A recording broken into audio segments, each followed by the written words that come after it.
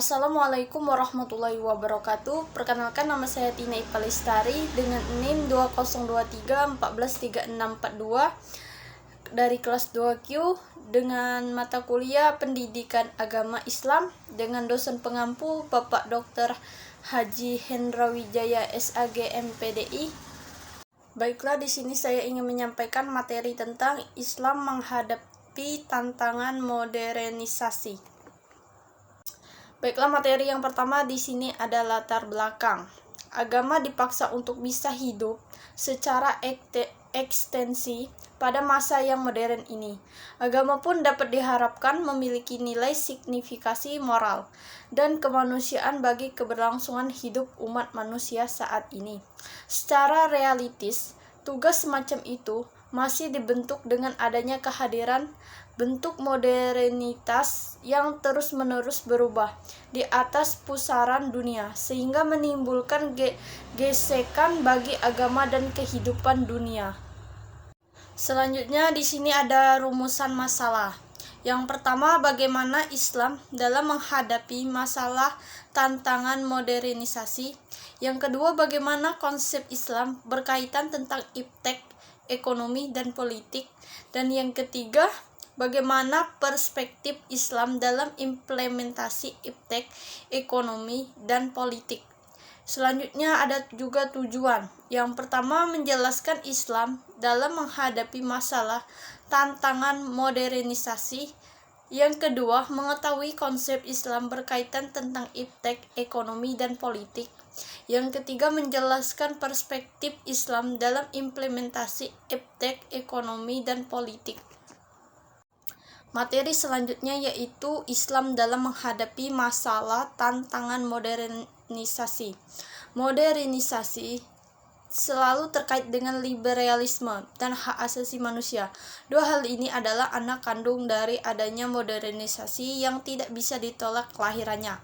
Makanya ketika seseorang membicarakan tentang modernisasi, maka pasti akan juga membicarakan tentang liberalisme. Dan di sisi lain juga membicarakan tentang HAM yang secara konseptual dikaitkan dengan adanya perkembangan budaya barat yang modern.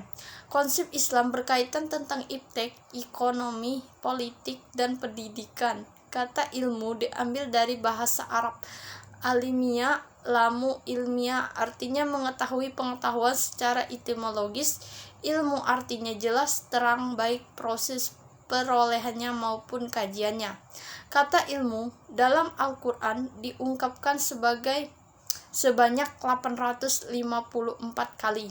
Kata ini digunakan untuk mengetahui objek pengetahuan dan proses mendapatkannya, sehingga diperoleh suatu bentuk kejelasan pengetahuan diperoleh manusia dengan cara memperdaya panca indera terhadap segala objek. Selanjutnya, perspektif Islam dalam implementasi iptek, ekonomi, dan politik. Yang pertama, bidang ilmu pengetahuan dan teknologi iptek. Iptek adalah pandangan Islam tidak bebas nilai, baik secara ontologis, epistemologis, maupun aksiologis. Dalam pandangan Islam, sumber ilmu terbagi menjadi dua, yaitu satu ayat Qur'aniyah, yang kedua ayat Qur'aniyah. Selanjutnya ada bidang ekonomi. Dalam bidang ekonomi juga terdapat riba yang harus diperhatikan oleh masyarakat Islam. Seorang pakar Islam, yaitu Syafi'i Antonio, menjelaskan jenis-jenis riba, yaitu yang pertama, riba qarda adalah suatu manfaat atau tingkat kelebihan tertentu yang disyaratkan terhadap yang beruntung atau tahir. Yang kedua yaitu riba jahliyah, adalah utang dibayar lebih dari pokoknya karena si peminjam tidak mampu membayar utangnya pada waktu yang ditetapkan. Yang ketiga, riba nasi'ah adalah penangguhan, penyerahan, atau penerimaan jenis barang yang riba yang dipertukarkan dengan jenis barang riba lainnya. Riba dalam nasi'ah muncul karena adanya perbedaan, perubahan, ataupun tambahan antara yang diserahkan satu waktu yang diserahkan waktu yang berbeda. Materi selanjutnya yaitu bidang politik. Dalam masalah politik, perlu Anda sadari bahwa Negara Kesatuan Republik Indonesia atau NKRI memang bukan negara agama, tetapi juga bukan negara sekuler.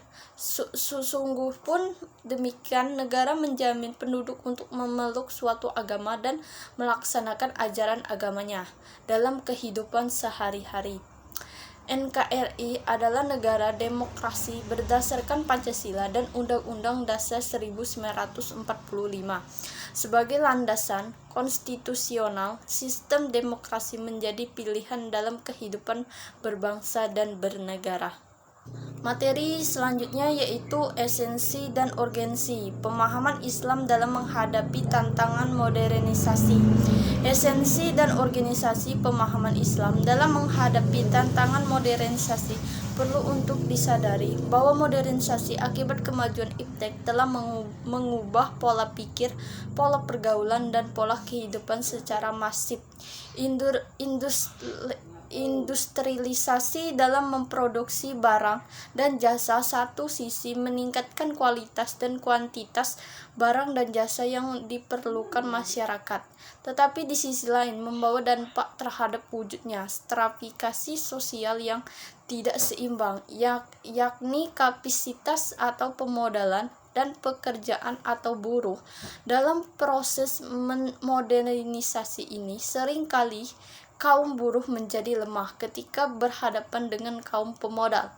Ketidakharmonisan antara kedua pihak ini seringkali menjadi salah satu pemicu terjadinya argumen di masyarakat kaya semakin kaya dan masyarakat miskin semakin miskin. Materi yang terakhir yaitu kesimpulan. Kesimpulan dari materi ini yaitu modernitas yang melanda dunia umat Islam dengan segala bentuk efek positif negatifnya menjadi tantangan yang harus dihadapi oleh umat Islam di tengah kondisi yang sedang terpuruk saat ini. Umat Islam dituntut bekerja ekstra keras untuk dapat mengembangkan segala potensinya untuk menyelesaikan permasalahannya. Sebagai upaya menjaga dan melestarikan ajaran Islam menjadi pilihan yang harus dimanfaatkan secara maksimal oleh umat Islam. Upaya tajdid harus terus dilakukan, tidak boleh berhenti meski melakukan biaya yang besar. Sejarah dengan perkembangan budaya dan pola pikir masyarakat yang materialistis dan sekularis, maka nilai bersumber agama belum diupayakan secara optimal. Mungkin itu saja materi yang bisa saya sampaikan. Lebih dan kurang saya mohon maaf. Bila ada kata salah ataupun kurang tepat saya mohon maaf. Saya akhiri, wabillahi taufiq wal hidayah. Wassalamualaikum warahmatullahi wabarakatuh.